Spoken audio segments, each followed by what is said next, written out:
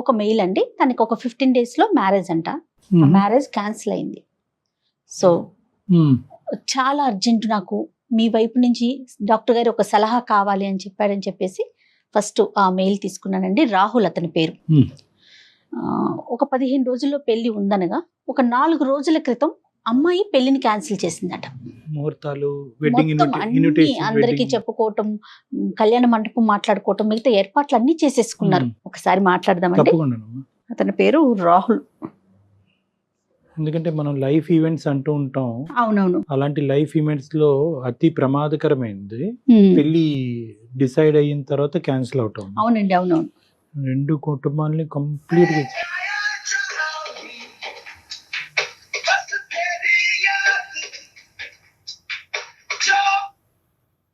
Hello hello, Rahul గారండి? Hello, ఎవరు? నేను జయానండి, అందమైన జీవితం ప్రోగ్రామ్ నుంచి కాల్ చేస్తున్నాను. హలో మేడం, నమస్తే మేడం. నమస్తే అండి. నమస్తే రాహుల్ గారు. మేడం మేడం మీరు ఇంత తొందరగా రియాక్ట్ అవుతారు అనుకోలేదు మేడం. మీ మెయిల్ చూసి వెంటనే మాట్లాడాలి అని చెప్పి ఇమీడియట్ గా స్టార్ట్ చేశామండి కాల్ చేయటం. నేను అయితే డాక్టర్ గారు ఉన్నారు, డాక్టర్ కళ్యాణ్ చక్రవర్తి గారు కూడా ఉన్నారు స్టూడియోలో. ఒక్కసారి మీ thank you so much madam for calling. మీ కాల్ కోసం వెయిట్ చేస్తున్నాను మేడం. ఎప్పుడు కాల్ చేస్తారా, ఎప్పుడు మాట్లాడదామా? అదే డాక్టర్ గారు ఇచ్చే ఒక చిన్న సలహా లేకుంటే సూచన జీవితంలో ఒక మలుపు తిరగొచ్చు అనే ఒక ఉద్దేశమేనండి. దానికోసమే ఈ ప్రోగ్రాము మీకు ఇమీడియట్ గా కాల్ చేయటం ఉద్దేశం కూడా అదేనండి. ఒక్కసారి మాట్లాడండి డాక్టర్ గారితో. నమస్తే సార్. నమస్తే నాన్న, చెప్పినాను ఏంటి సమస్య, మీ వయసు ఎంత, మీరు ఎక్కడి నుంచి మాట్లాడుతున్నారు? సార్ నా పేరు రాహుల్ సార్. నాకు 29 years సార్. నేను వైజాగ్ నుంచి కాల్ చేస్తున్నాను sir. Okay. I'm working as a software engineer sir. 1.5 and above నేను take home every month sir. Super super. Very good. Sir actually నా బాధ ఏంటంటే సార్, నేను ఎందుకు మెయిల్ చేశానంటే సార్, నేను ఎన్నో సంబంధాలు చూసాను సార్, కానీ ఏవి నచ్చలేదు. నేను రీసెంట్ గా ఒక సంబంధం చూసాను సార్. ఆ అమ్మాయి బాగా నచ్చింది సార్ నాకు. చాలా చాలా అంటే చాలా బాగా నచ్చింది. మంచి బ్రాడ్ మైండెడ్ మంచి అమ్మాయి. తనతో మాట్లాడిన తర్వాత ఆ పెళ్లి చూపుల్లో నాకు తెలిసింది సార్. నేను ఆ పెళ్లి చూపులు అయిపోయిన తర్వాత ఒక 7 to 8 times ఫోన్ లో కూడా మాట్లాడాను సార్ అమ్మాయితోని. ఇంకా మా నాన్నతో చెప్పాను, నాన్న నాకు ఎలాంటి కట్నం వద్దు మనకి, నాకు అమ్మాయి చాలా బాగా నచ్చింది, ఈ అమ్మాయినే చేసుకుంటాను నేను అని చెప్పేసి అంటే, ఇంకా మా అమ్మ నాన్న వాళ్ళు చాలా సంతోషంగా ఫీల్ అయ్యారు సార్. ఫీల్ అయ్యి ఓకే అక్కడికి వీడు పెళ్లికైతే ఒప్పుకున్నాడు కదా అని చెప్పేసి వాళ్ళు డిసైడ్ అయ్యి చాలా అరేంజ్మెంట్స్ చేసుకున్నాం సార్. అంటే అన్ని వచ్చిన సంబంధమేనా రాహుల్ ఇది? అవును మేడం. మొత్తం అన్ని అరేంజ్ చేసుకున్నాం మేడం. మ్యారేజ్ చాలా గ్రాండ్ గా చేయాలి, అంగరంగ వైభవంగా చేయాలి అన్న ఇదితోని అరేంజ్ చేసుకున్నాం మేడం. అరేంజ్ చేసుకున్న పెళ్లి కార్డులు కూడా అన్ని కొట్టించేసాం మేడం. కొట్టించేసిన తర్వాత సడన్ గా ఏమైందో, నాకు ఈ మ్యారేజ్ వద్దు అని చెప్పేసి క్యాన్సిల్ చేసేయండి అని చెప్పేసి అన్నదండి. దేనికో అర్థం కాలేదు మేడం.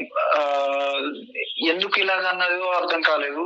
ఇంకా వాళ్ళ నాన్నగారిని అడిగాను, అంకుల్ ప్రాబ్లం ఏంటి, అసలు కాజ్ ఏంటి, నా వల్ల ఏమైనా తప్పు జరిగిందా, నేనేమైనా తప్పు చేశానా?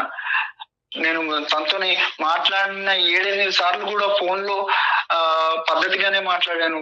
దెన్ వై షీ రిజెక్టెడ్ మీ. అమ్మాయితో మాట్లాడారా మీరు? మళ్ళీ ఎందుకు రిజెక్ట్ చేసింది ఏంటని మాట్లాడదామని ట్రై చేస్తుంటే నా కాల్ లిఫ్ట్ చేయట్లేదు మేడం. నా కాల్ కట్ చేస్తుంది. Few questions Rahul. ఒకటి, ఆ అమ్మాయిలో ఏం నచ్చింది రాహుల్ నీకు అంత ఇదిగా? అంటే చూడటానికి అందంగా ఉంటుందా, చదువా, లేదంటే డిసిప్లినా, ఏంటి, ఏం నచ్చింది మీకు? ఏం చూస్తున్నారు మీరు? ఒక అమ్మాయిలో ఏం చూసేవారు పెళ్లికి ముందు? ఆ అమ్మాయి మాట్లాడే విధానం బాగుండాలి. అమ్మాయి నాకు అందంగా తెల్లగా ఇది అన్నది కాదు సార్. ఆ అమ్మాయి ఎంత పద్ధతిగా ఉన్నది అన్నది నాకు కావాలి. దానికోసం అని ఆ అమ్మాయి పెళ్లి చూపుల్లో ఎంత పద్ధతిగా ఉందో, ఎంత పద్ధతిగా మాట్లాడిందో, ఆ డిసిప్లిన్ అదంతా చూసి కూడా నాకు చాలా బాగా నచ్చేసింది సార్. ఇప్పుడు మీరు మాకు చేయడానికి కారణం ఏంటి నాన్న? Why did you call us? I humbly request, please sir నాకు ఆ అమ్మాయి ఎలాగైనా కావాలి. మీరు నా తరపు నుంచి ఆ అమ్మాయికి కాల్ చేసి కాజ్ ఏంటో కనుక్కొని నాకు మళ్ళీ ఆ అమ్మాయి నన్ను ఒప్పుకొని నన్ను పెళ్లి చేసుకునేలా చేస్తారు అన్న ఇంటెన్షన్ తోని నేను మీకు మెయిల్ చేశాను sir. Please help me sir. పెళ్లి కుదిరిన తర్వాత ఇలాగ వెనకడుగు వేయటం ఎంతో బలమైన కారణం ఉంటే తప్ప ఇలా వెనకడుగు వేయటం అనేది అబ్సల్యూట్లీ తప్పు నాన్న. అది నెంబర్ 1. ఫస్ట్ మనం కారణం కనుక్కోవాలి. నెంబర్ 2 మోస్ట్ ఇంపార్టెంట్ ఏంటంటే కలుస్తారా లేదా అనేటటువంటిది మా చేతుల్లో ఉండదు. ఓకే, మేము మాట్లాడతాం, కారణం కనుక్కుంటాం, దాన్ని బట్టి ఒక కౌన్సిలింగ్ అనేటటువంటి చేద్దాము. అవుతుందా లేదా అనేటటువంటిది మనం పరిస్థితి బట్టి ఆలోచిద్దాం. ఈ మధ్యలో మీరు ఎప్పుడు కలవలేదండి డైరెక్ట్ గా? అంటే బట్టలు కొనడానికి పెళ్లి పనుల మీద ఎక్కడైనా మధ్యలో కలిసారా రాహుల్ ఒక్కసారైనా? లేదు మేడం, అంటే ఫోన్ లో తప్ప డైరెక్ట్ గా కలుపుదాం. ఓకే, ఫోన్ నెంబర్ ఉందా నాన్న? ఉంది సార్, ఉంది సార్. ఒకసారి నాకు మెసేజ్ చేయండి, నేను తనతో కాల్ చేస్తాను. ఏమండి, తన నెంబర్ మనం ఎందుకు రివీల్ చేయటం? ఎస్, డాక్టర్ గారు రాహుల్ లైన్ లో ఉన్నారండి. నేను అమ్మాయిని తీసుకుంటాను కాల్లోకి. రాహుల్ మీరు ఏం మాట్లాడకండి, ఒకసారి తనతో మాట్లాడేశాక నేను మిమ్మల్ని లైన్ లోకి తీసుకుంటాను. రైట్? సరే మేడం, సరే మేడం. ఓకే.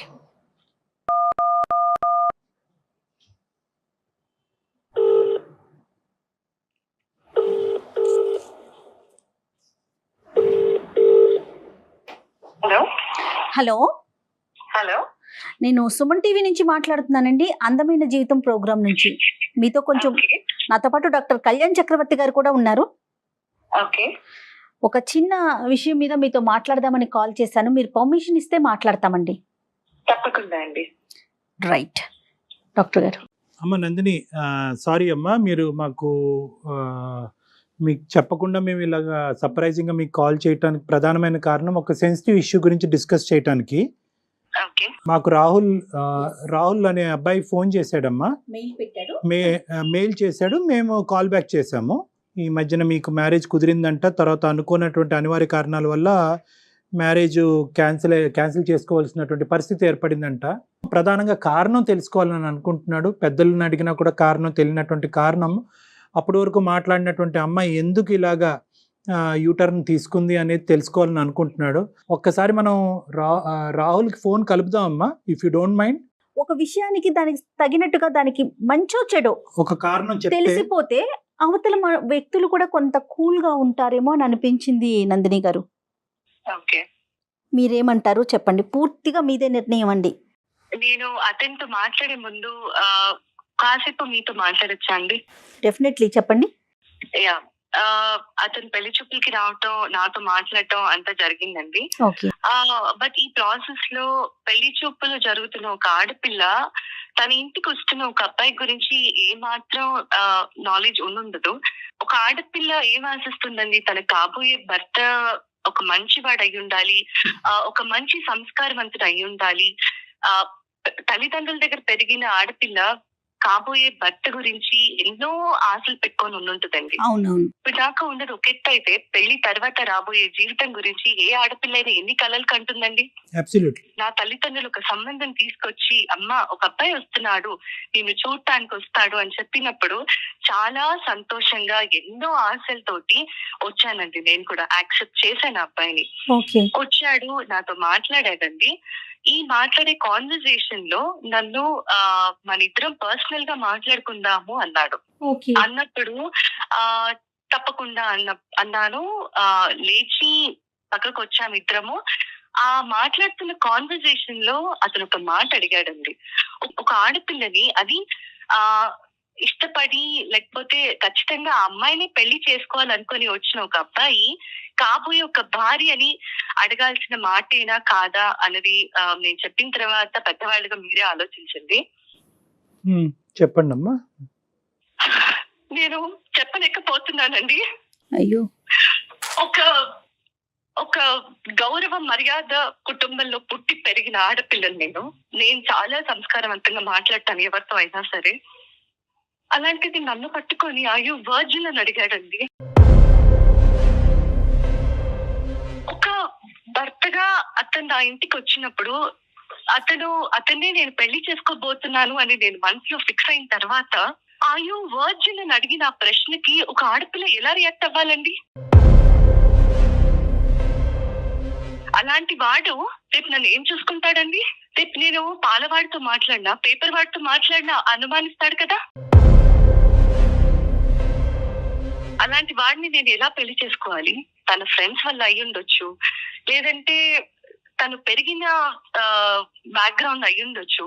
మేబీ ఇది ట్రెండ్ ఏమో ఈ మధ్య జనాలు ఇలా అడగటాలు, కాబట్టి వాళ్ళు క్యాజువల్ గా అడిగాడేమో అని కూడా అనుకున్నానండి. కొద్ది రోజులు నేను టైం కూడా తీసుకున్నాను. అందుకే ఈ ఒక్క మాట అడిగిన దానివల్ల నేను ఇంత మనసు చంపుకొని ఈ సంబంధానికి ఒప్పుకోవాలా?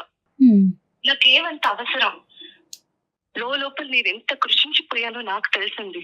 ఆ మాటకి అతని మొహం చూడాలన్నా, తిరిగి మళ్ళీ అతనితో మాట్లాడాలన్నా నాకు ఎలా మనసు వస్తుంది? సారీ అమ్మా, నిజంగా ఈ అబ్బాయి ఈ మాట నిన్ను అడిగాడని మాకు తెలుసుంటే అసలు మీకు కాలే చేయకుండా ఉండేవాడు. అవునండి. ఎందుకంటే because this ends all conversations. ఈ ఒక్క ప్రశ్న ఏదైతే, ఈ అసభ్యకరమైనటువంటి ప్రశ్న ఏదైతే ఈ అబ్బాయి నిన్ను అడిగాడో, మరి తెలివి ఉండి అడిగాడా, తెలివి తక్కువగా అడిగాడా, మత్తులో అడిగాడో మాకు తెలియదు, కానీ ఏదైతే ఇది అడిగాడో this puts an end to all conversations. పెళ్ళి అనేటటువంటిది కుదిరింది, వెడ్డింగ్ ఇన్విటేషన్స్ వేశారు, అందరినీ పిలుచుకున్నారు, కాబట్టి ఈ కారణం అనేటటువంటిది ప్రపంచానికి తెలియాలి కాబట్టి మేము ఫోన్ చేసాం. ఒక 10 నిమిషాలు ఒక మనిషితో మాట్లాడితే చాలు కదా డాక్టర్ గారు, అతని క్యారెక్టర్ ఏంటో, అతని మనస్తత్వం ఏంటో తెలుసుకోవటానికి. కాదమ్మా నందిని, సహజంగా ఏంటంటే ఇలాంటి సినారియోస్లో అబ్బాయిలు అమ్మాయిలను కొన్ని ప్రశ్నలు అడుగుతారు, అమ్మాయిలు అబ్బాయిలను కూడా ప్రశ్నలు అడుగుతారు. అవతల వాళ్ళ సెన్సిటివిటీస్ అర్థం చేసుకుని నీ లైఫ్లో ఎవరైనా ఉన్నారా అనేటటువంటిది ఒక ప్రశ్న అడుగుతారు. నెంబర్ 2, ఆ లైఫ్లో ఉండేటటువంటి వ్యక్తి ఎలా వెళ్ళిపోయారు అనేది అడుగుతారు. డైరెక్ట్గా ఈ ఫిజికల్ ఇంటిమసీకి సంబంధించినటువంటి ఒక అంశాన్ని, చాలా సెన్సిటివ్ అంశం ఒక ఆడపిల్లకి, ఆ అంశం ముట్టుకునేటప్పటికి మీకు చాలా మనసు చాలా హర్టింగ్ అనిపించింది, మనసు విరిగిపోయింది. నందిని, మీరు అనుమతిస్తే ఒక్కసారి రాహుల్ని లైన్ లోకి తీసుకుందాం నందిని. అంటే విషయం ఏంటి అనేది అతనికి తెలిసింది అనుకోండి, అతను చేసిన దానికి అతను పశ్చాత్తాపడతాడా, లేకుంటే ఇంకా అది అప్ టు అతని పరిస్థితి. ఈ ఇష్యూని నందిని, ఎంత గాయపడినా ఎంత బాధపడినా ఈ ఇష్యూని క్లోజ్ చేయవలసినటువంటి బాధ్యత మీ మీద ఉంది. ఇది ఓన్లీ పెళ్లి చూపులు, పెళ్లి చేయాలని అనుకోవటం కాదు, ముహూర్తాలు పెట్టుకుని పిలుపులో జరిగినటువంటి ఒక పెళ్లికి ముందు జరిగేటటువంటి ఒక చాలా పెద్ద తంతు. ఇది ఇద్దరు మనుషులకు సంబంధించింది కాదు, 2 కుటుంబాలకు సంబంధించినటువంటి అంశం. ఈ అబ్బాయి ఇలా మాట్లాడినా కూడా అట్లీస్ట్ వాళ్ళ తల్లిదండ్రులకి ఎందుకు ఇది జరిగింది అనే అంశం తెలియాలి, కాబట్టి ఈరోజు మీరు రాహుల్తో మాట్లాడితే బాగుంటుందని నాకు అనిపిస్తుంది. ఓకే, ఒక్కసారి రాహుల్ని నేను కనెక్ట్ చేస్తానండి. రాహుల్ గారు, నేను నందినితో మాట్లాడానండి, డాక్టర్ గారు కూడా మాట్లాడారు. ఒక్కసారి మీతో మాట్లాడతారట. దయచేసి ఇష్యూని పెంచుకోవద్దండి, ఒకసారి ఆవిడ ఏం చెప్తున్నారో వినండి. ఓకే నందిని గారు, రాహుల్ లైన్ లో ఉన్నారండి, మాట్లాడండి. హలో హలో నందిని, నేను రాహుల్. రాహుల్, అది కాదు నందిని, ఎందుకు రిజెక్ట్ చేసావు చెప్తావా నందిని? నువ్వు నాతో ఏమన్నావు? పర్సనల్ గా మాట్లాడడం ఇద్దరం అన్నావా? పెళ్లి చూపులకి తీసుకెళ్ళి మరి అన్నావు కదా. నువ్వు ఇంత చేసి పబ్లిక్ లో పెట్టావు కదా ఇష్యూని. ఇంకా నేను పబ్లిక్ లోకి వచ్చాక కూడా చెప్పకపోతే, నువ్వు నన్ను ఎంత హర్ట్ చేసావన్నది చెప్పకపోతే, నలుగురిలో నేను తలదించుకొని బతకాల్సిన అవసరం వస్తుంది. నువ్వేం అడిగావు నన్ను ఒకసారి గుర్తు తెచ్చుకో రాహుల్. వర్జిన్ అని అడిగావు, నన్ను పట్టుకొని నువ్వు వర్జిన్ అని అడుగుతావా? ఏమనుకుంటున్నావు నీ గురించి? ఇదేనా నీ సంస్కారం? ఇదేనా నీ తల్లిదండ్రులకు నేర్పించే నీ సంస్కారం? ఒక్కసారి ఆలోచించలేదా రాహుల్? నన్ను అంత ఇష్టపడ్డానన్నావు కదా రాహుల్, ఇలాంటి మాట అడగాల్సింది ఒక కాబోయే భార్యని. ఇష్టపడిన వాడు ఇలాంటి మాట అడుగుతాడు కాబోయే భార్యని పట్టుకొని? సారీ రాహుల్, నువ్వు నన్ను చాలా బాధ పెట్టావు రాహుల్.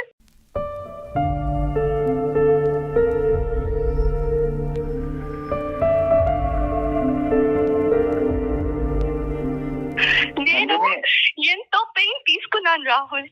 నన్ను నేను ఎప్పటికీ క్షమించుకోలేను. నేను ఈ మాట నీతో నాకు నీతో మాట్లాడటం ఇష్టం లేకపోయినా బయట పెట్టాల్సిన అవసరం వచ్చింది కాబట్టి, ఇక మీదటైనా ఇంకొకరితో మాట్లాడే ముందు కనీసం ఆలోచించి మాట్లాడతావని మాత్రమే చెప్తున్నాను రాహుల్.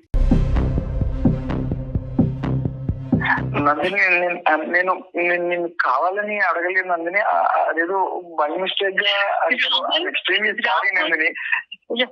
రాహుల్, ఒక్కటే ఆలోచించుకో, అది ఆడపిల్ల అయినా మగపిల్లాడైనా సరే, ఒక మనిషితో మాట్లాడేటప్పుడు అది ఫ్రెండ్ అవ్వని, భార్య అవ్వని, తల్లి అవ్వని, చెల్లెలవ్వని, ఒక ఆడపిల్లతో మాట్లాడే ముందు నోట్లోంచి ఒక్కో పదం బయటకు వచ్చేటప్పుడు 1కి 10 సార్లు ఆలోచించి మాట్లాడాలి రాహుల్. నువ్వు నన్ను ఇష్టపడ్డానంటే నా ఇంటికి నా తల్లిదండ్రులు నీ ఫ్యామిలీ అందరినీ పెళ్లి చూపులకి పిలిచారు. నీ గురించి, నీ పేరెంట్స్ గురించి నాకు చెప్పి ఈ పెళ్లి చూపులు జరుగుతున్నాయి అని నన్ను కూర్చోపెట్టినప్పుడు, ఒక ఆడపిల్లగా నా కాబోయే భర్తను నేను చూసుకుంటున్నానని ఎంతో ఆశతో నేను వచ్చి కూర్చుంటే పక్కకు పిలిచి అయ్యో వర్జిన్ అని అడుగుతావా? నన్ను చెక్ చేస్తావా నువ్వు? నన్ను అనుమానిస్తున్నావా నువ్వు? గ్రేట్ రాహుల్. ఇదే పని, ఇదే ప్రశ్న నేను నిన్ను అడుగున్నా, లేదా నేనే నిన్ను టెస్ట్ చేసుకోమని చెప్పుంటే నువ్వు మొహం ఎక్కడ పెట్టుకునేవాడు రాహుల్? నేను నీ స్థానంలో ఉండి ఇదే ప్రశ్న నా నోట్ నుంచి నిన్ను అడుగుంటే నువ్వు నన్ను క్షమిస్తావా? అదొకటే గుర్తుపెట్టుకో రాహుల్, నువ్వు అడిగింది తప్పు. ఇంకెప్పుడు నాతో మాట్లాడాలని కానీ నన్ను కలవాలని కానీ ప్రయత్నించకు. నందిని ప్లీజ్ నందిని, నువ్వు అలా కనుక, నువ్వు అంటే చాలా ఇష్టం నందిని. చాలా ఇష్టం అయితేనే ఇలాంటి ప్రశ్న అడుగుతావా రాహుల్? నందిని బై మిస్టేక్ ఏదో అలా జరిగిపోయింది నందిని, అలా అడిగేసాను. కానీ నాకు నువ్వంటే చాలా ఇష్టం నందిని. నువ్వు నేను పెళ్లి చేసుకుంటే నిన్నే చేసుకుంటాను నందిని. Please Nandini, sorry Nandini. రాహుల్, నీది చాలా గొప్ప సంస్కారం. ఇలాంటి సంస్కారహీనులు నాకు అనవసరం రాహుల్. నేను ఆల్రెడీ నిర్ణయం తీసుకున్నాను రాహుల్. కాబట్టి దయచేసి ఇంకోసారి ఈ టాపిక్ ఇంకా నా దగ్గరికి తీసుకురావద్దు. పెద్దవాళ్ళగా వాళ్ళు ఏం చేయాలో చేస్తారు. ఓకే ప్లీజ్ నందిని, నన్ను అర్థం చేసుకో నందిని. రాహుల్ ప్లీజ్ రాహుల్, నువ్వు అంటే చాలా ఇష్టం నందిని. నేను చేసుకుంటే నేనే చేసుకుంటాను నందిని. ప్లీజ్ నందిని.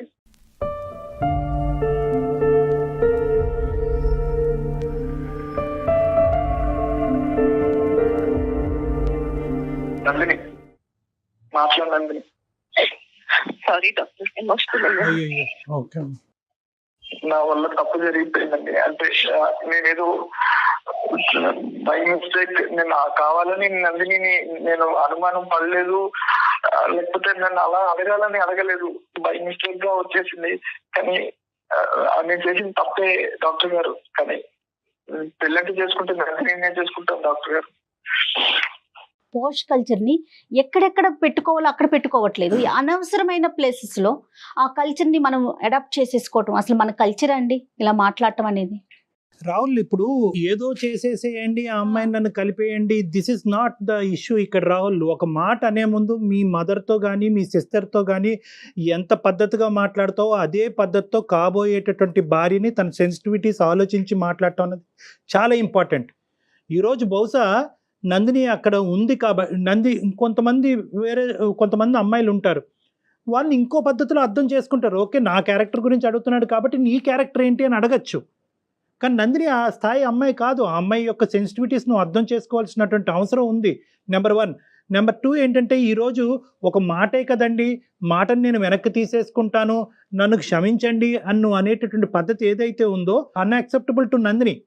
మీరు చేయాల్సిందంతా చేసేసారు, అడగకూడని ప్రశ్నలు అడిగేశారు, మళ్ళీ తనే కావాలంటే ఎలా సాధ్యమవుతుంది? ఆ అమ్మాయి ఈరోజు పబ్లిక్లోకి వెళ్ళి ఈరోజు నేను ఈ అబ్బాయిని వదిలేయటానికి ఈ అబ్బాయి నోట్లోంచి ఈ మాట వచ్చింది అనేటటువంటి మాట ఆ అమ్మాయి బయటికి చెప్పలేదు. మేము అడగ్గా ఈరోజు మాకు చెప్పింది, బాధపడుతూ ఏడుస్తూ. ఎందుకు? నీ క్యారెక్టర్ని కూడా అక్కడ కాపాడేటటువంటి ప్రయత్నం ఆ అమ్మాయి చేస్తుంది. నీ నోట్లోంచి ఇలాంటి మాటలు ఊడి పడతాయి అనేటటువంటిది అంశం సమాజంలోకి వెళ్తే కనుక నువ్వు చూస్ చేసుకోవటం కాదు, అమ్మాయిలు నిన్ను చూస్ చేసుకోరు. ఒక కఠినమైనటువంటి నిర్ణయం తీసుకుంది అని భావించద్దు. ఎంత కఠినంగా ఆ అమ్మాయి మనసు గాయపడింది అన్నది ఆలోచించాలి మీరు ఆ అమ్మాయి స్థానంలో నిలబడి. పెళ్లి కొడుకు తరపున పెళ్లి కూతురు వాళ్ళు, పెళ్లి కూతురు తరపున పెళ్లి కొడుకు వాళ్ళు, ఎలా పేరెంట్స్ పెద్దవాళ్ళు వాళ్ళకి తెలియకుండా వీళ్ళు ఏంటి అనేది ఎంక్వైరీ చేస్తారు, కానీ డైరెక్ట్ గా అడిగేస్తారా ఎవరైనా? నీకు నచ్చినటువంటి అమ్మాయి అని 1కి 10 సార్లు అన్నావు, అక్కడ నువ్వు ఆటోమేటిక్ గా ఏమనుకున్నావు అంటే కనుక నీకు నచ్చింది కాబట్టి ఆ అమ్మాయికి నువ్వు ఆటోమేటిక్ గా నచ్చేసావు అనేటటువంటి అహంకార భావంతో నీ మనసు లోపల ఉండేటటువంటి ఒక ఖచ్చితమైనటువంటి భావం సో అది ఊరికనే నువ్వు అనలేదు నాన్న, ఊరికనే నోరు జారటం కాదు. నీకేంటంటే ఇంత చక్కటి అమ్మాయి, ఇంత అందమైనటువంటి అమ్మాయి బహుశా నాకు కాకుండా వేరే వాళ్ళతో ఏమన్నా ఒక స్నేహపూరితంగా ఉందా అనేటటువంటి ఒక ఆలోచన నేను లోపల పిండేయటం వల్ల పెళ్లికి ముందు ఈ టోన్తో వచ్చింది, పెళ్లి తర్వాత ఏ టోన్తో ఏ యాక్షన్తో వస్తుంది అనేటటువంటి ఆలోచనతో ఆ అమ్మాయి ముందు జాగ్రత్త చర్యగా బయటపడింది. 4 రోజుల ముందు క్యాన్సిల్ చేసుకుంది తను. ఒక పెళ్లి కుదిరిన తర్వాత ఈ సంఘటన జరిగింది అన్నది ఒక్కటే ఒక ప్రధానమైనటువంటి బాధ. రెండోది ఏంటంటే ఇక్కడ కేవలం మాటన్న నువ్వు ఒక్కడవే కాదు, నీ కుటుంబ సభ్యులందరూ కూడా సమాధానం చెప్పుకుని బాధపడేటటువంటి పరిస్థితి వస్తుంది. రేపొద్దున ఇంకో సంబంధం వచ్చినా కూడా అది ఎటువంటి పరిస్థితుల్లో ఎలాంటి సంబంధం వస్తుంది అనేటటువంటి ప్రశ్న అందరి మనసులో ఉంటుంది. మాకు సారీ ఎందుకు నాన్న, నీ జీవితానికి నువ్వు సారీ చెప్పుకోవాలి, నీ జీవితానికి నువ్వు చేసుకున్న పనికి నువ్వు సారీ చెప్పుకోవాలి. Anyway whatever it is, you have learned a lesson. ఒక అమ్మాయి యొక్క సున్నితమైన మనస్తత్వం గురించి నేర్చుకున్నావు.